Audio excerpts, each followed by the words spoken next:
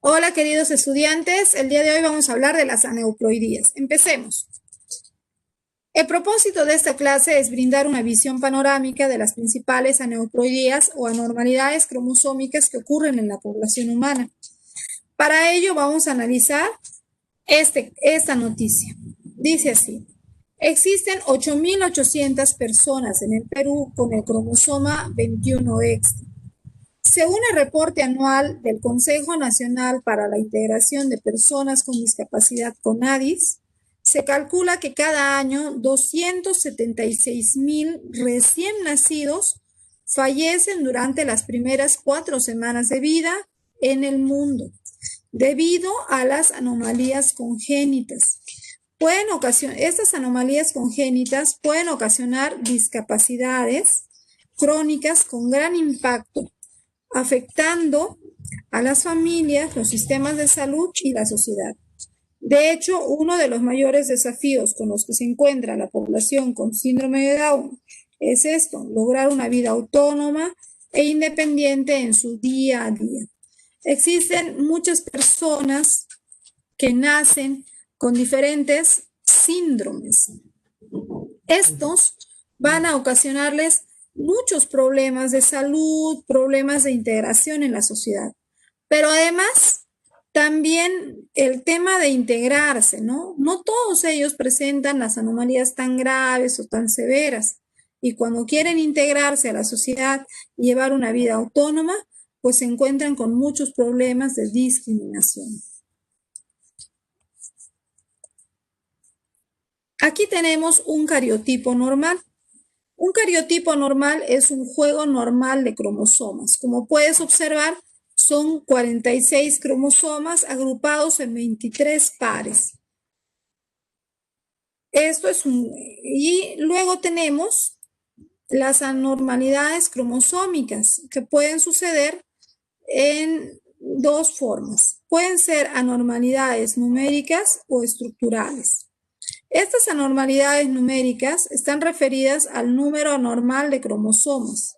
Por ejemplo, en este caso, en lugar de haber 46 cromosomas en total, en este cariotipo que ustedes observan hay 47 cromosomas. Esto significa que hay un cromosoma de más en el número 21. Donde deberían haber 2 cromosomas, como vemos aquí, existen 3. Entonces, ahí el número de cromosomas es anormal. Y esto es lo que ocasiona algunas características que vamos a ver, algunas enfermedades, síndromes. También tenemos las aneuploidías o anormalidades estructurales. Se llaman estructurales debido a que la estructura de algún cromosoma se ha visto alterado. Por ejemplo, ves aquí el par de cromosoma número 5. Puedes ver en el centro está el cromosoma 5 normal, pero se llama anormalidad estructural cuando un trozo de este cromosoma 5 se ha roto. Entonces, estamos hablando de una anormalidad cromosómica. La principal causa de estas anormalidades cromosómicas es la no disyunción de los cromosomas durante la anafase, que puede ser en anafase 1 o anafase 2. Como puedes observar aquí, tenemos los cromosomas. En este dibujo inicial hay una célula con 2 cromosomas. Hace la meiosis 1 y se forman 2 células hijas. Pero luego viene la meiosis 2. Y en la anafase, en esta célula de color con cromosomas rojos, puedes ver que no se separan bien los cromosomas. Entonces, una célula se queda sin cromosoma y la otra tiene un cromosoma de más. Supongamos que estos fueran óvulos o que fueran espermatozoides. Mira lo que sucedería.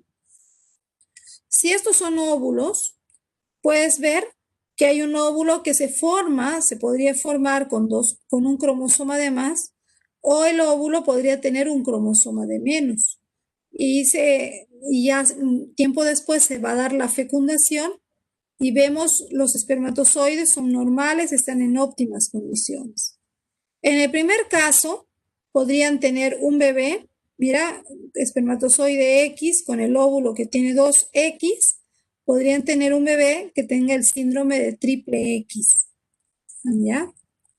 En este otro caso, tenga 2X, pero se fecunda con el espermatozoide Y, podría tener un bebé con el síndrome de Klinefelter, donde se presenta XXY.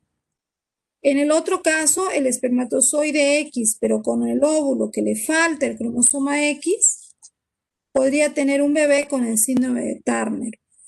Y en el último caso, no sería viable, no podría haber un embrión viable porque le faltaría el cromosoma X.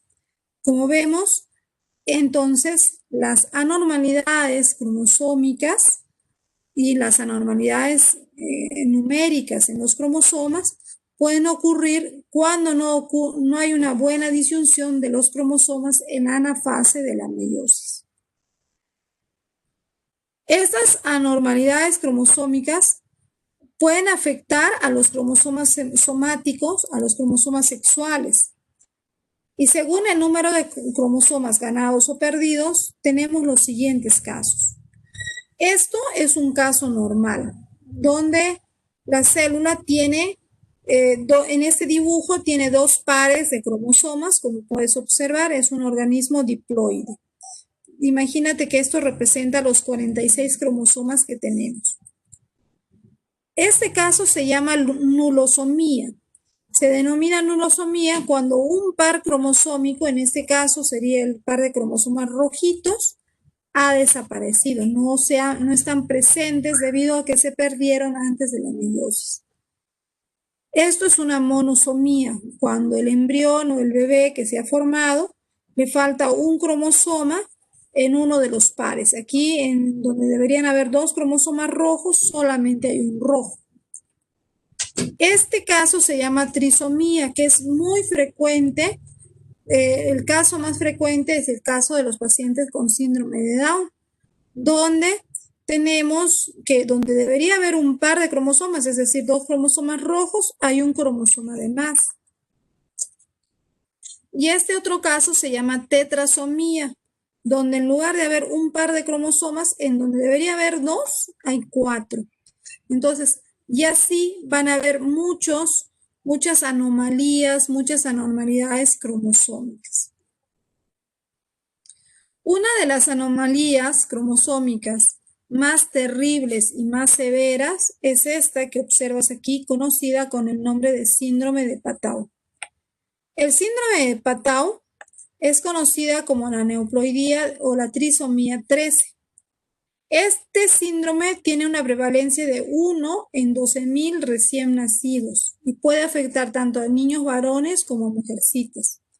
Las características de este síndrome son el labio leporino. Como puedes observar aquí, su boquita es el labio que está partido hasta la zona nasal.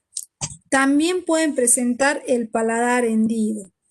A ver, el paladar hendido, que es el hueso palatino, que estaría partido, lo cual le va a dificultar la respiración y la alimentación. En una de las formas graves puede presentar ciclopía, que es la característica de que el tabique nasal, que es este que se observa aquí como una protuberancia, no se ha formado. Entonces, al no estar formado este tabique nasal, la cavidad ocular es una sola, entonces los dos ojos van a estar en una sola cavidad y a veces se observa como que tuviera un solo ojo. Obviamente, debido a esta anomalía tan severa, la criatura nace muerta. Otra característica que pueden presentar es la polidactilia, es decir, un número anormal de dedos en las manos y en los pies. Y así van a presentar otras características como problemas cardíacos, las cardiopatías congénitas, que son las que finalmente llevan a la muerte de estos pacientitos. Son pacientitos que pueden presentar desde formas un poco leves hasta formas más graves. Y su periodo de vida es bastante corto debido sobre todo a las cardiopatías, ¿no? El problema del corazón, bifurcación de la aorta, son algunos de los problemas que causan una muerte precoz. Entonces tú te preguntarás, ¿y por qué sucede ese síndrome? ¿A qué se debe? Pues la causa de ese síndrome es la trisomía 13. Como puedes observar, aquí estás viendo todo el cariotipo humano Y en el par 23, si es mujercita sería XX y si es varoncito XY. Pero ¿cuál es la causa de esta enfermedad, de este síndrome? Es el par 13. En el número 13 solo deberían haber 2 cromosomas, pero en lugar de 2, puedes observar que hay 3. Y el hecho de haber un cromosoma de más va a ocasionar todos esos problemas de salud, ¿no? Como habíamos mencionado, el labio leporino, el paladar hendido, la polidactilia, pueden presentar la microftalmia, la microcefalia con un retardo mental severo, pueden presentar una hernia umbilical, incluso a veces pueden nacer con los intestinos expuestos. Otra característica, el pie enmecedor.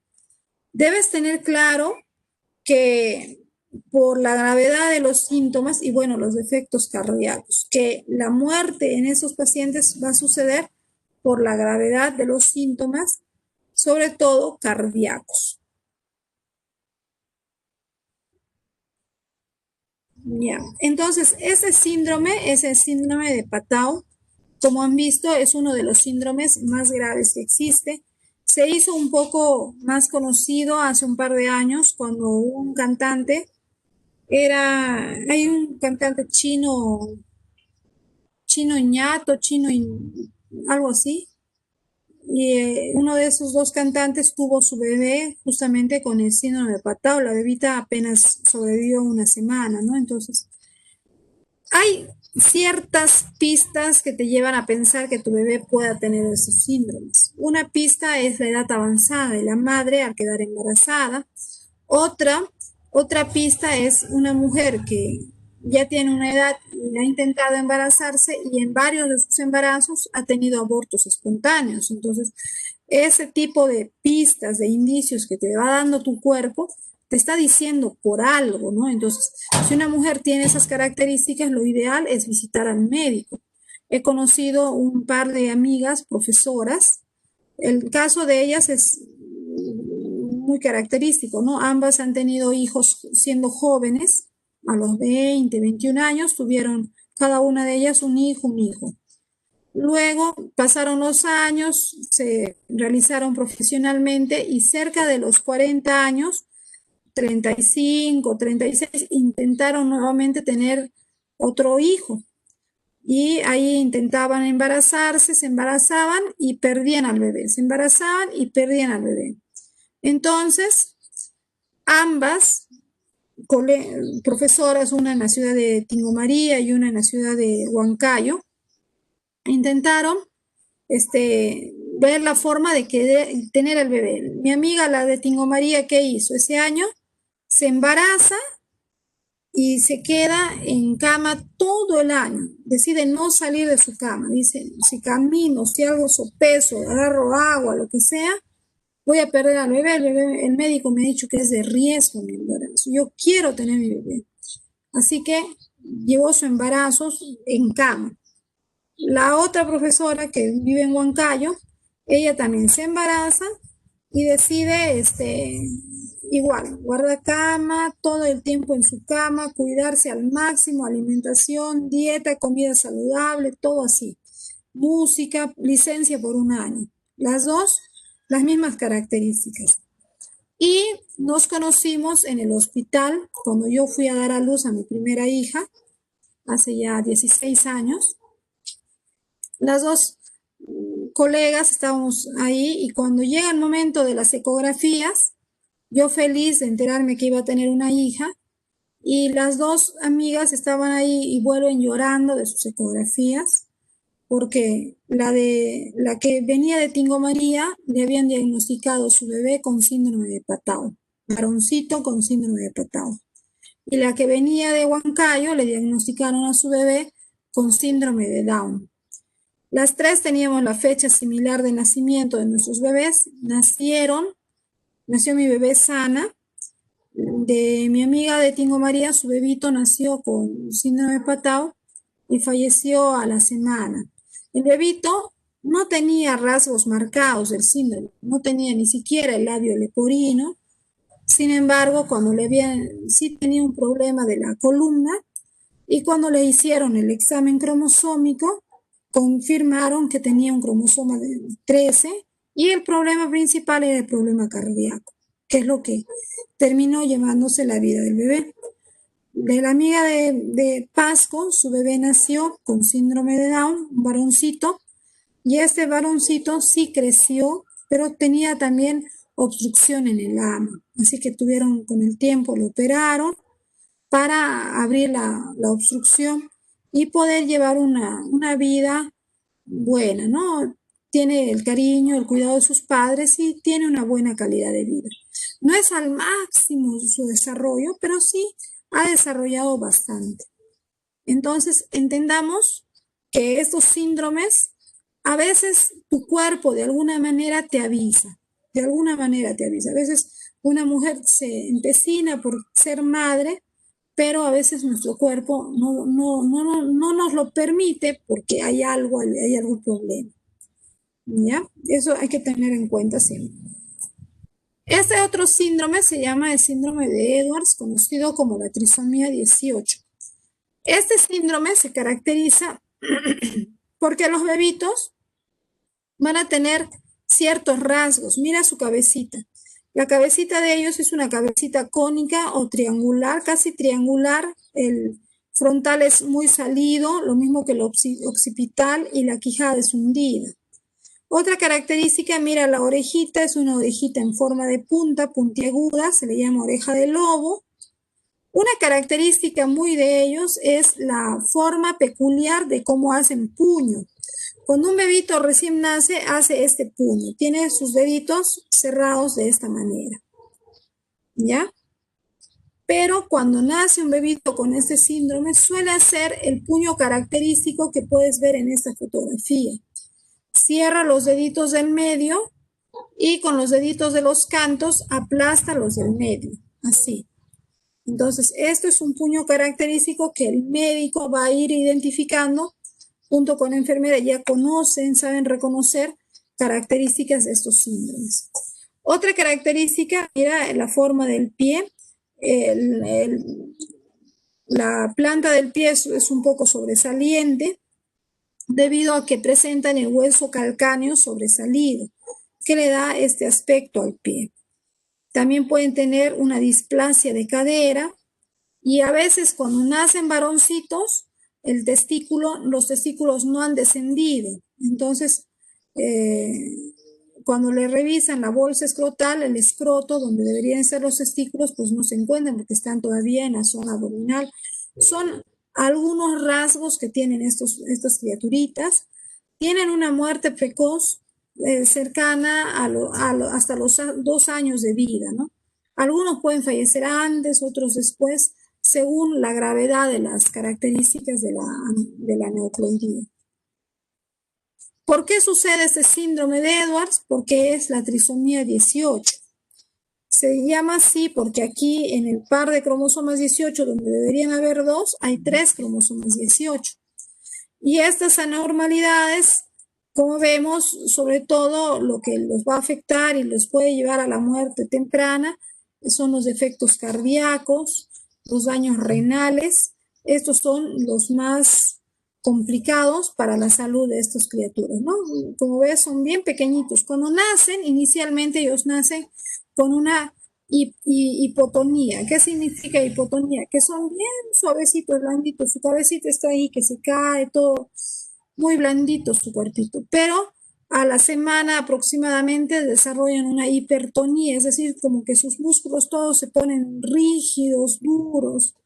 Esa es característica, ¿no? Y mira la cabecita, en esta fotografía se puede evidenciar, la cabecita de ellos es muy cónica, muy triangular.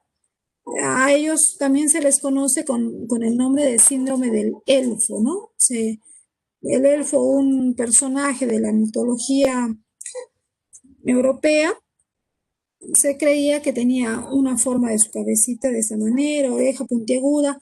La implantación del oído es más abajo, o sea, si tú te das cuenta, la altura del conducto auditivo está a la misma altura de la nariz, pero en estos pacientes el conducto auditivo está un poquito más abajo. Entonces, el sonido como que un tanto se desvía y esto también les va a ocasionar problemas de audición. Ahora vamos a ver el síndrome de Down. El síndrome de Down es uno de los síndromes más conocidos. Es también conocido como la trisomía 21. Tiene una prevalencia, una posibilidad de vida de 50, 60 años. ¿Cuánto ha cambiado, no? Hace años, cuando se hablaba de un paciente con síndrome de Down, se consideraba que ellos podían vivir de repente hasta los 8 años, 10 años, 15 años.